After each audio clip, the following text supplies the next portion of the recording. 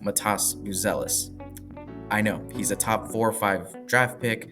Why don't you like him, Rob? Well, I do. I really like him. But I just feel like right now he's a little bit too much of a project. Like he's still just a big ball of clay, right? So he's very raw, right? And he has a lot of IQ. I think that's something that we saw out of him this year is that two things. His fundamentals are really crisp, really high, very solid. He has a high IQ as well, but he needs to work on a few things. He needs to tighten up his shot. He needs to tighten up his handle a little bit off the dribble. But he is a weapon. Like I can't deny it. This guy will be a weapon in the NBA. He's a legit NBA developmental project, and he does a lot of things well.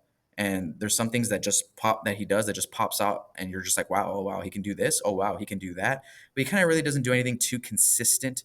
He kind of does a lot of things well, not many two things great. He is great in transition. Like there are some spots that you see it, but he's great in transition. He's great on one-on-one, one-on-two opportunities, getting to the rim, finishing above defenders. In the G League, he was. I love how patient he is, kind of like with his attack. He can really catch and maneuver his way into the paint with 2 or 3 dribbles. So there's a lot of good there.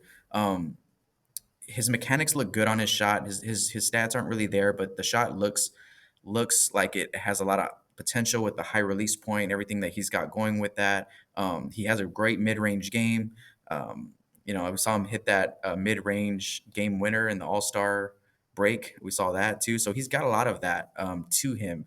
I'm comping him right now to a Franz Wagner, mostly because he just plays like him. I feel like he plays like he's like Franz, except with a little bit higher upside scoring wise. Like Franz is great IQ, can really move the ball, really attack. He's strong. I think this guy's going to be a lot like that, except with a little bit higher of an upside in terms of the offense. And so yeah, so the Spurs, they are a team that can develop him. I just feel like they can mold him into whatever they want. However, the Spurs aren't really on that timeline. I feel like Buzelis is 1 or 2 years away from being what he might start to become, and so I just feel like that's a little bit further down the line, because we need kind of a clear idea of what type what we're going to be able to put on the floor next to Wemby. So I just feel like time wise it doesn't really work out. Not that I wouldn't mind seeing him on the team, that's not it at all. I just feel like right now is not really the time for him to be with the Spurs. So I don't know, that's just what I thought of right now. Next.